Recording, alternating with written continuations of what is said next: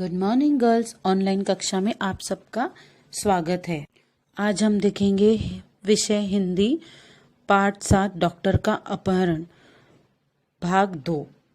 लेखक है डॉक्टर हरिकृष्ण देवसरे। तो गर्ल्स भाग 1 में क्या देखे थे अपन ने कि डॉक्टर भटनागर के अचानक लापता होने का समाचार पढ़ते हैं और क्या होता है कि सब जगह उनके, लेकिन उसके बाद फिर उनके बारे में कुछ भी पता न चलता। ऐसा एक रात क्या हुआ था कि उनके घर की डोरबेल बजी और क्या हुआ कि डॉक्टर भटनागर दरवाजे के पास के दरवाजा खोला और वो चले गए अपना बैग लेके। उनके पत्नी को लगा कि वो वैसे ही जैसे हर समय का ही है कि वो आ जाएंगे वापस। पर क्या होता है कि मॉर्निंग हो जाता है, दोपहर मॉर्निंग भी हो जाती, तभी भी वो नहीं आते। उनको लगता कि डायरेक्ट वो हॉस्पिटल चले गए होंगे, उनकी पत्नी को है ना कि गाड़ी आई और उसमें चले गए। पर क्या होता है शाम तक फिर भी नहीं लौटते। उनके हॉस्पिटल से कॉल आता कि मरीज को देखने के लिए डॉक्टर नहीं आया अभी तक। वो तब उनको पता चलता है कि उनके पति या फिर कहीं बाहर गाँव गएंगे, आ जाएंगे, पर ऐसा कुछ नहीं हुआ रहता। शाम तक भी जब डॉक्टर भटनागर नहीं लौटे तब उन्होंने क्या किया, उनकी पत्नी ने पुलिस स्टेशन में फोन किया कि डॉक्टर भटनागर का इस तरह गायब हो जाना पुलिस के लिए क्या था कि हैरानी का कारण बन गया था। चारों ओर क्या हो चुकी थी कि उनकी खोज की शुरुआत हो चुकी थी।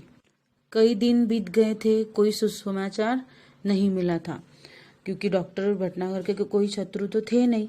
इसलिए यह शंका करना व्यर्थ था कि उनकी हत्या कर दी गई होंगी। पर भी क्या है, पुलिस अब केवल 2 ही सूत्रों पर क्या है विचार कर रहे थे।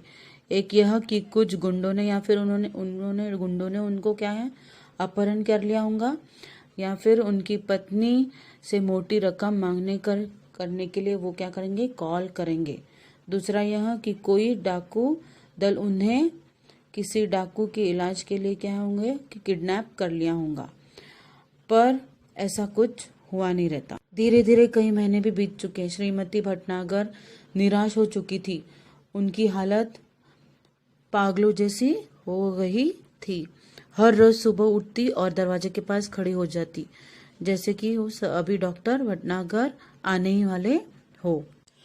कई महीने बाद श्रीमती भटनागर ने दरवाजे पर फिर से वैसे ही क्या देखे थे, बड़ी गाड़ी के पहियों के निशान देखे थे। उन्हें लगा कि डॉक्टर भटनागर आ गए हों, लेकिन ऐसा कहाँ। उन्होंने तुरंत पुलिस को यह सूचना दी और क्या करने लगे कि पुलिस का एक ही दल घर में क्या है गाड़ी के पहिए के निशाने देख के उनको अंदाजा लगाना ठीक नहीं था।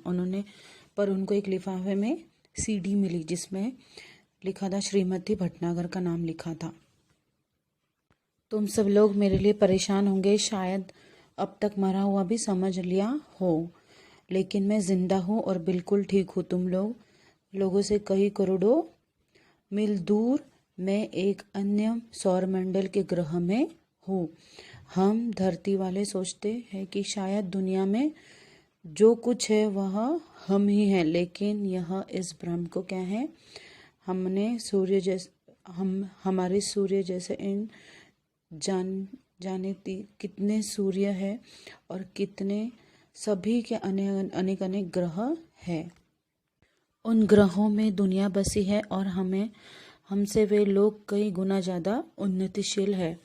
मुझे यहाँ आकर अपने परिवार, मित्रों, देश और पृथ्वी से दूर का दुख तो बहुत ज्यादा है, लेकिन इस बात की खुशी है कि मेरा यह भ्रम जाता रहा है कि दुनिया में सिर्फ हम ही हैं। मुझे उम्मीद है कि पृथ्वी के लोग मेरी इस बात से कुछ समझ लेंगे। तो गर्ल्स अभी हम आगे के पेज नंबर 23 एंड 24 की ओर जाएंगे।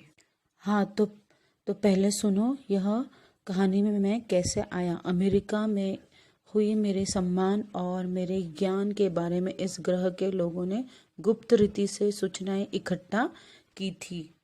ये तभी से मेरे अपहरण करने की योजना बना रहे थे। इस रात को जब उस रात को जब मैं बाहर आया तो एक आदमी ने मुझे बाहर खड़ी सवारी पर चलने का इशारा किया। मैं अपनी सहज भाव से आगे बढ़ा, लेकिन उस विचित्र यान को देखकर चौंक पड़ा। इसके पहले मैं कोई विरोध करता या भागने की कोशिश करता, 3 लोगों की मजबूत बाहों ने मुझे जकड़कर यान के अंदर डाल दिया। घबराहट के कारण मैं बेहोश हो गया था और जब मुझे होश आया तो वह यान इस ग्रह पर पहुंच चुका था। मुझे एक विशेष किस्म का प्लास्टिक सूट पहनाया गया ताकि मैं ग्रह के वातावरण के अनुसार रह सकूं।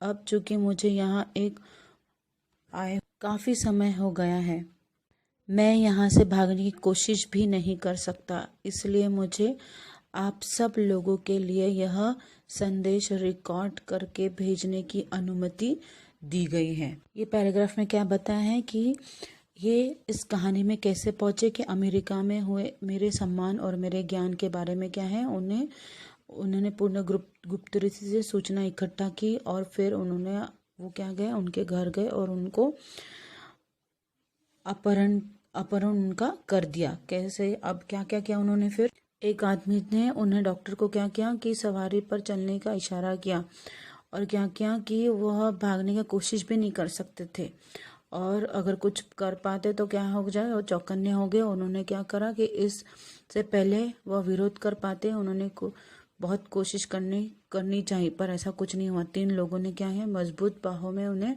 जकड़ लिया और उनको वो यान में उनको अंदर डाल दिया।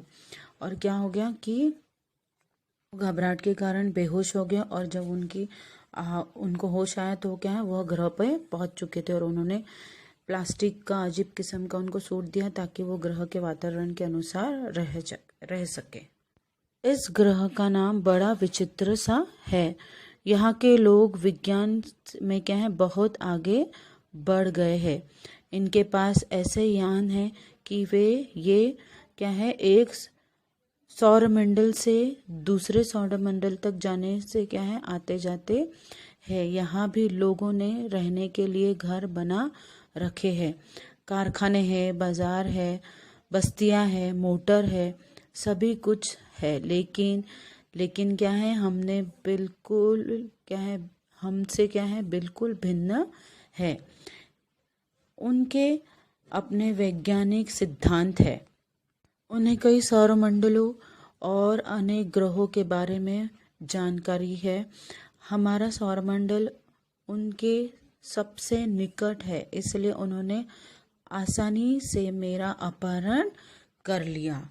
क्या बताया उन्होंने कि इनका जो ग्रह है वो अजीब सा नाम है, और यहाँ क्या विज्ञान से आगे बहुत बढ़ चुके हैं। सौरमंडल से दूसरे सौरमंडल तक आते जाते रहते हैं। यहाँ भी लोग हैं, और उन्होंने क्या करा है अब घर बसाए हैं, कारखाने हैं, बाजारें हैं, बस्तियां हैं, मोटर है, सभी कुछ है। सभी कुछ यहाँ है, लेकिन क्या है बिल्कुल भिन्न है, और वैज्ञानिक सिद्धांत भी उनके अलग है। और क्या हमारा सौरमंडल इनसे सबसे निकट है, इसलिए उन्होंने क्या करा कि डॉक्टर का अपहरण कर लिया। मेरे अपहरण का कारण जानने से पहले यह जान ले कि ये लोग चिकित्सा शास्त्र में क्या है बहुत पिछड़े हुए है। यह एक ऐसा ग्रह है जहाँ विज्ञान अपने चरम सीमा को पहुंच चुका है। यहाँ के आदमी अब आदमी नहीं मशीन हो गए हैं। यहाँ का सारा काम मशीनों से ही होता है, और इनका नतीजा यह हुआ कि धीरे धीरे आदमी का महत्व कम होता गया। अब इस पूरे ग्रह में मशीनें ज़्यादा और आदमी कम है। जो लोग हैं वे मशीनों के गुलाम हैं। दूसरी ओर यहाँ के लोगों को एक विचित्र तरह का सड़न रोग होने लगा है। शरीर का कोई अंग अचानक सड़ना शुरू हो जाता है और फिर वह आदमी मर जाता है।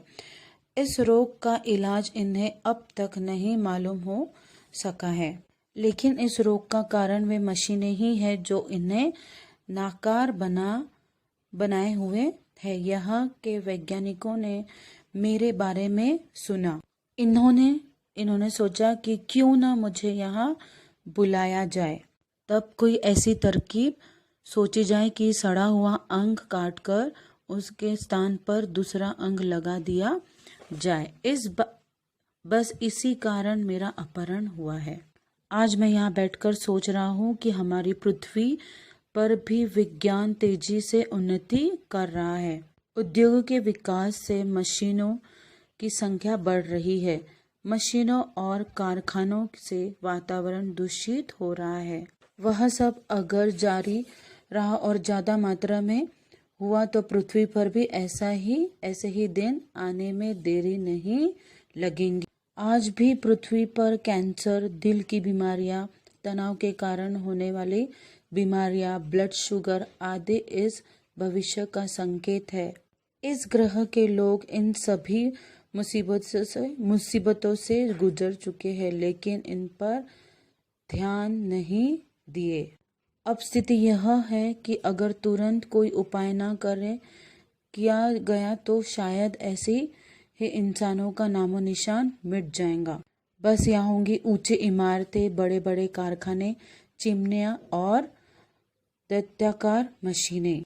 ये पैराग्राफ में क्या है, मेरे अपहरण का जानने से पहले क्या है, यहाँ के लोग क्या है, चिकित्सा शास्त्र में क्या है, बहुत पिछड़े हुए हैं। यहाँ विज्ञान की तो बहुत आगे है इन लोग, पर क्या है कि ये बीमारी से क्या है, लोग वहाँ पे मर भी रहे हैं। तो क्या है कि यहाँ पे आदमी की संख्या कम है और मशीनें ज़्यादा है। दूसरी ओर यहाँ क्या है, लोग एक विचित्र तरह की सड़न से रोग होने लगे हैं और क्या है कि कोई अंग अचानक सड़ना शुरू कर देता है और फिर वह आदमी मर जाता है। वो ग्रह के वैज्ञानिकों ने मेरे बारे में सुना। उन्होंने क्या क्या की, क्यों ना उन्हें यहाँ बुलाया जाए। तब की ऐसी तरकीब सोची और क्या करा कि जहाँ जाए कि सड़ा हुआ अंग काटकर उनके स्थान पर दूसरा अंग लगा दिया। इसी कारण उन डॉक्टर का अपहरण हुआ। डॉक्टर वहाँ बैठे हुए सोच रहे कि पृथ्वी पर भी क्या है, अपने पृथ्वी पर विज्ञान की उन्नति क्या है, तेजी से हो रही है। औद्योगिकी के विकास के मशीनों की संख्या बढ़ रही है। मशीनें और कारखानों के वातावरण दूषित हो रहे। अपने पृथ्वी पर ऐसे ही जारी रहा तो अपने को भी क्या है, ज़्यादा देर नहीं लगेंगी। आज भी पृथ्वी पर क्या कैंसर, दिल की बीमारियां, तनाव के कारण होने वाली बीमारियां, ब्लड शुगर आदि इस भविष्य का संकेत है। आप सोच रहे होंगे कि जो देश विज्ञान में इतना आगे बढ़ चुका है, वह चिकित्सा शास्त्र में इतना पीछे कैसे रह गया। इसका कारण यह रहा है कि यहाँ के निवासियों का शरीर बहुत मजबूत होता है। इसकी ऊपर की चमड़ी मोटी प्लास्टिक जैसे पदार्थ की बनी होती। इस पर हवा, पानी या मिट्टी का कोई असर नहीं होता। हाँ, जब वे बच्चे रहते हैं तब अवश्य उनकी यह चमड़ी नरम रहती है, लेकिन बाद में धीरे धीरे वह सख्त होती जाती है। यह सब यहाँ के जलवायु का प्रभाव है। यहाँ लोग बीमारी नहीं पड़ते, इसलिए इन्हें चिकित्सा की जरूरत ही नहीं पड़ती।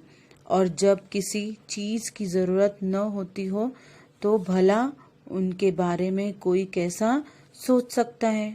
इसी कारण ये लोग चिकित्सा शास्त्र में पीछे रह गए, किंतु अब इन पर मुसीबत आ गई है। यहाँ के लोग क्या है, चिकित्सा शास्त्र में पीछे रह गए। उनका कारण क्या है कि निवास स्थान इनका जो निवासियों का जो शरीर है वो बहुत क्या है, मजबूत होता है। उस पर उनकी चमड़ी मोटी प्लास्टिक जैसी रहती है। उन पे हवा, पानी, मिट्टी का कोई भी असर नहीं होता। जब वे बच्चे रहते तब उनकी चमड़ी कैसी रहती है, नरम रहती है, लेकिन जब धीरे धीरे वह सख्त होती जाती है जैसे जैसे वो बढ़ते हैं। यहाँ के लोग कभी बीमारी नहीं पड़ते, इसलिए उनको क्या है, उन्हें चिकित्सा की जरूरत ही नहीं पड़ी। इसी कारण ये लोग चिकित्सा शास्त्र में पीछे रह गए, किंतु अब वह उन पर क्या है, मुसीबत आ गई है। मैंने सड़न के रोग का क्या है, अध्ययन कर लिया है और उनके शरीर की बनावट का भी।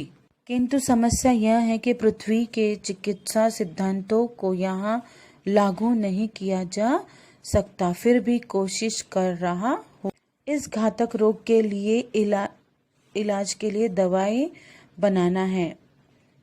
अंग प्रत्यारोप के लिए दवाई तथा आवश्यक साज सामना बनवाना है। ये काम अकेले मेरे लिए कर पाना संभव नहीं है। मेरा छुटकारा भी यहाँ से तभी होगा जब मैं इन्हें इस मुसीबत से बचाने का रास्ता बना सकूं। इसलिए अब ये लोग योजना बना रहे हैं कि मेरी सहायता के लिए पृथ्वी से कुछ और वैज्ञानिकों को और डॉक्टर को लाया जाए। मैं इनकी बात से सहमत हूँ। मैं तो चाहता हूँ कि ये लोग स्वयं ही सारी बातें सीख ले और अपना इलाज अपने आप करे, किंतु उनके लिए ये अभी तैयार नहीं है। यही कारण है कि अब यह बात गुप्त रखी जा रही है कि पृथ्वी से कब और कितने डॉक्टरों और वैज्ञानिकों का अपहरण करके उन्हें यहाँ लाया जाएगा। जो भी हो, अब अगर मैं सही सलामत वापस पृथ्वी पर आना चाहूँ तो इनकी इच्छा के अनुसार ही आ सकता हूँ। इसीलिए इनके विरोध मोल लेना ठीक ना होगा। फिलहाल यह कहना कठिन है कि मैं कब आ सकूंगा। आप लोग घबराएं नहीं, मुझे यहाँ कोई कष्ट नहीं है। बस मेरे आने तक आप यही समझे कि मैं इस समय विदेश यात्रा पर हूँ। क्या बोल रहे हैं कि मैं सही सलामत पृथ्वी पर आना चाहता हूँ, पर उनकी जब तक उनकी मुझे अनुमति नहीं मिलेंगी मैं नहीं आ सकता। इसलिए इनसे विरोध मोल लेना क्या है, कठिन है। और क्या है, फिलहाल यह कहना कठिन है कि मैं यहाँ कब तक आ सकूंगा। आप लोग घबराएं नहीं, मुझे यहाँ कोई कष्ट नहीं है। बस आने तक क्या है, आप ही यह समझे कि मैं कहाँ हूँ, इस समय विदेश यात्रा पर हूँ। डॉक्टर भटनागर के इस रिकॉर्ड किए संदेश को सुनकर सभी चकित थे। कितना बड़ा रहस्यघातन भी हुआ था, आज के लिए और भविष्य के लिए भी। क्या है कि ये डॉक्टर भटनागर के इस रिकॉर्ड किए गए क्या संदेश को सुनकर क्या हो गए थे, सब चकित हो गए थे। और कितना बड़ा रहस्य है ना, कितना बड़ा रहस्य का भी क्या है पता चला था। और क्या है कि इसमें समझ में आता है कि कितनी उनको घबराहट हुई होंगी ये सब जानकर और सुनकर भी। तो उनकी पत्नी को ये सब समझ में आया, तो ये सब उन्होंने सुना और समझा। आप सबको यह पाठ समझ में आया होगा गर्ल्स। उसको अच्छे से पूरी रीति से फिर से एक बार पढ़े और कठिन शब्द अपने कॉपी में अच्छी रीति से लिखे। धन्यवाद।